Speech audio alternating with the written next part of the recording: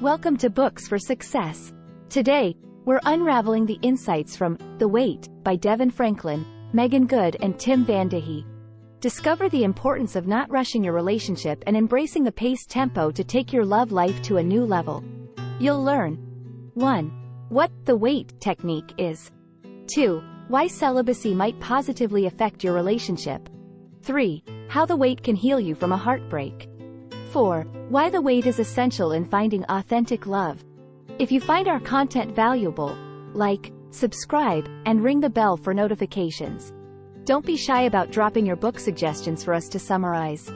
Also, you can use this video as an audiobook summary. Let's grow and succeed together. You need to learn to wait to get what you want and become who you are meant to be. It would be best if you said no to many things. The first is sex. In relationships, sex is the biggest thing that needs to be defined properly. Like a race car, sex can be great in the right hands but disastrous in the wrong ones. How you handle sex holds great significance for what becomes of your life. The inability to control sexual desires has toppled empires, ended political careers, destroyed homes, and led to the loss of fortunes. If you have sex with someone outside marriage, you're not only deceiving yourself into thinking they are suitable for you but also sharing a part of your spirit with them. Sex clouds your judgment and makes you blind to flaws that you should see. You will discover that you've been deceived when you have sex with someone because you found them sexually attractive. When the hormonal haze clears, you find yourself wanting more in terms of their character, spirituality, values, and other qualities you did not see physically. Controlling your sexual behavior will finally open the door to a peaceful life. We live in a conflicted society. There is a disapproval of obsession with sex on the one hand and an obsession with sex on the other. Sex is God-ordained and should be practiced within the context of marriage. When sex is put before other important things like family, success, and love, it destroys them. In this summary, you will discover the dividends of being celibate before marriage, eliminating the stigma attached to celibacy, and regaining control of your life to get what you want. Authentic love. Did you know? The Centers for Disease Control and Prevention and the National Institutes of Health found that as of 2014, over 5 million Americans delayed gratification until marriage. Choosing to be celibate before marriage enables you to know the mind, heart, and spirit of the person you want to marry. It will be with the inner person before the physical frame when you fall in love. The wait is about channeling the energy that could have been dissipated on sexual gratification toward improving your life. But a terrible person can still be celibate, so waiting involves being intentional about self-development. It does not mean you put your life on hold. It is not weird. It is not a punishment. Nor is it forever. You choose to allow God to set you up for greatness. The societal view of a strong man is in terms of his sexual conquests. For a woman, it is the number of heads she can turn with her sexuality.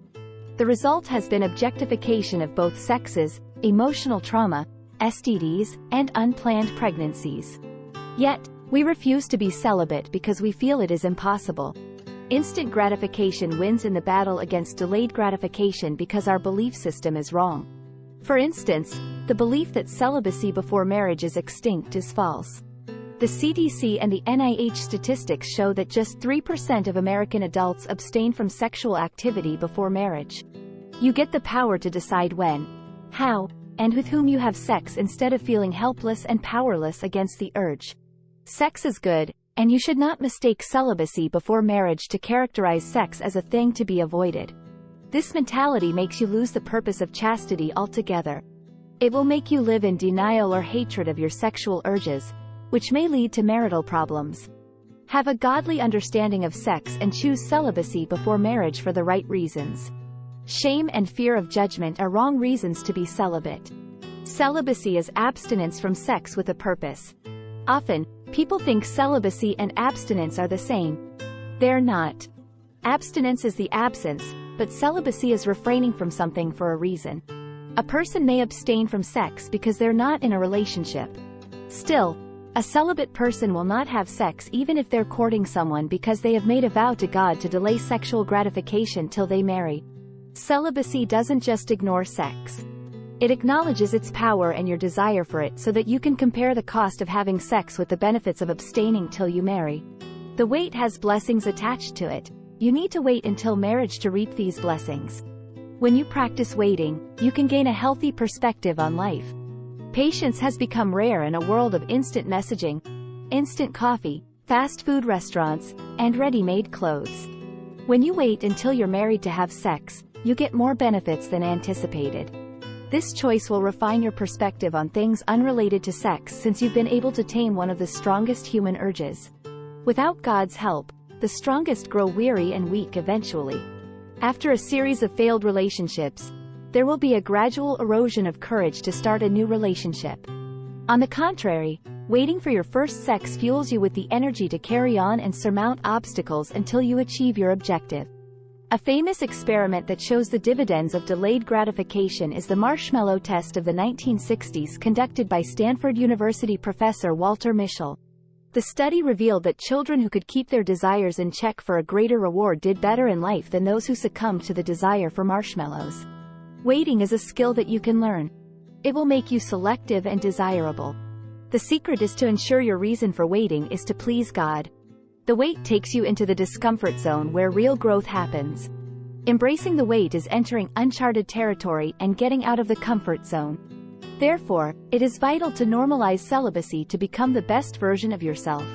Real growth happens in the discomfort zone. The wounds include depression, sexually transmitted diseases, painful breakups, or unplanned pregnancies. Some of these wounds are temporary, while most are permanent. Yet, they come from the same source: instant gratification. The waiting period is a time for creating positive habits and exercising control over your impulses. You experience healing and clarity and carry out a self-assessment that opens the door to peace, love, and wisdom. You learn to exercise faith in God and trust Him to take the wheel of your life. Choose personal growth over personal entanglement. Instead of forcing results, choose to wait for God's timing. Those who are thoughtful and patient will prevail over those who are not. The wait is about choosing not to repeat mistakes of the past. Instead, you receive the power to become more patient.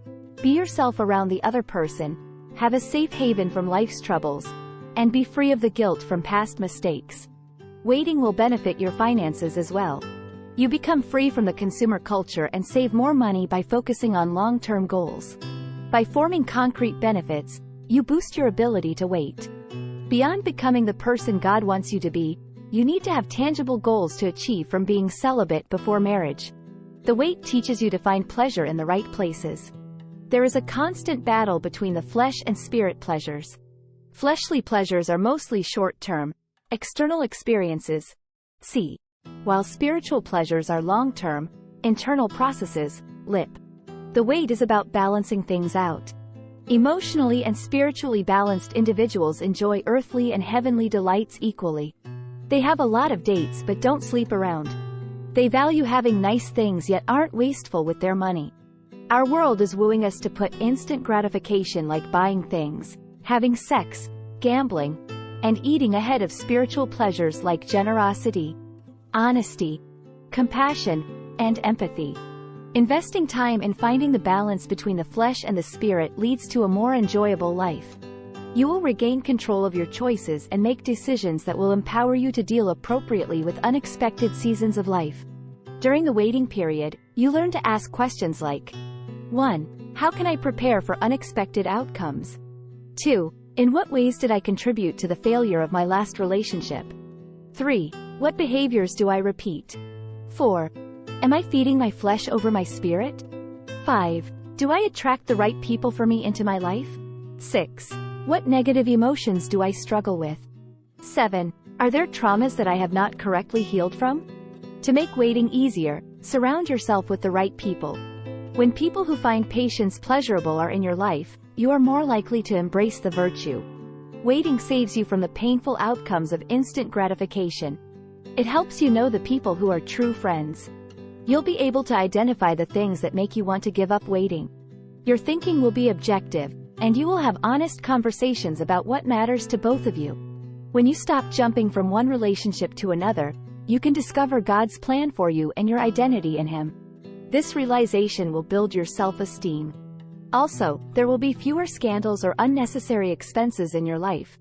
You'll relate with people based on your moral principles rather than trying to conform to worldly standards. You'll invest time clarifying what you want when premarital sex is out of the picture. The wait involves taking proactive steps toward authentic love. Decide to wait and commit to the decision. Seek counsel from a professional that helps you clarify the reasons for making this commitment. Yield to God entirely so that He can bring the right person into your life. All the heartbreaks, failed relationships, periods of isolation, and unexpected romantic plots. Everything you've experienced up to this point is a part of God's plan. He leads you to the person you were meant to be with and the life He envisioned for you. Waiting does not mean you find the perfect partner, but it ensures you'll meet someone who will bring out the best in you. Celibacy comes in stages. The first stage is while you're getting to know people. Being free of sex is crucial at this stage to keep you objective. Like when shopping, trying on a pair of shoes doesn't mean taking them home. In the second stage of the wait, you've met someone and have stopped shopping. Make sure they understand why you've chosen celibacy. Doing this early on helps you know where to stand and whether to stay or leave. Engage in stimulating activities that keep your time together exciting so that you don't begin to feel the only thing missing is sex. At stage 3, you're ready to commit to this person enough to marry them. Since you have healthy communication, marriage won't be a vague expectation. You both will have a time frame in mind when you will tie the knot. There's a temptation to end the wait at this stage, but you shouldn't give in. The final stage is when you're in a committed relationship but having sex. You can stop having sex and spend more time clarifying God's purpose for your relationship. It takes courage and conviction to make a U-turn at this stage. The formation of a new habit requires 66 days of consistent effort. Try to stay away from sex for 66 days and spend that time learning about God's will for your life. You'll be amazed at how much control and clarity you regain in that time. Conclusion. Choosing celibacy in a world rife with temptation isn't easy, but possible. Be prepared to do what you have to do to retain control. Remember that there is always a way out of tempting situations. Regularly remind yourself of why you chose the wait. Your devotion to God and belief in God's might are your greatest resources for maintaining self-control. You need to identify your triggers so that you don't continue to put yourself in compromising situations. Willpower is not enough. Sexual imagery, one-on-one dates, and people who talk about sex all the time are some triggers to avoid. Always remember your goal to ensure you stay motivated. Meditate daily. Create or join support groups of people who are practicing the wait. Craft a catchphrase that reminds you of why you're waiting. Many women fail to wait because of the depiction of women in movies as seductive goddesses whose mission is to capture men with sex. You must know that God's view is for you to develop into the fullness of who He created you to be before seeking a male partner. The woman's fear and anxiety of missing a decent guy demonstrate a lack of faith. For a man, the societal expectation of him being a sexual conquistador makes waiting difficult. The way out is to get yourself engaged with other enjoyable life activities. Practice celibacy for a week at a time and pray for divine help to stay true to the vow. You may need to change your associations. Developing a real relationship with God doesn't diminish romance in your life. Instead, it helps you to enjoy real romance with the person He has prepared for you. If you fail while waiting, don't give up. Start again by asking for forgiveness and renewing your commitment to God. Try this. To be successful with the wait, you need to take the following steps committing to it. 1. Create a support system that holds you accountable and check in regularly. 2. Set goals and timeframes for when you want to end the wait, i.e., get married. 3. When you reach milestones during the wait, celebrate it. 4. Since God is at the core of the wait, pray fervently for His help. 5. Heal from past trauma so that they won't affect you while waiting. 6. Track your progress in a journal and use it to motivate yourself when you become discouraged. Thank you for joining us on this enlightening journey. If you've enjoyed our summary, consider reading the full book for a more in-depth exploration. Before you go, hit that like button. Subscribe if you haven't yet, and share this video with someone who could benefit from these insights. Until next time, keep reading, keep learning, and keep growing.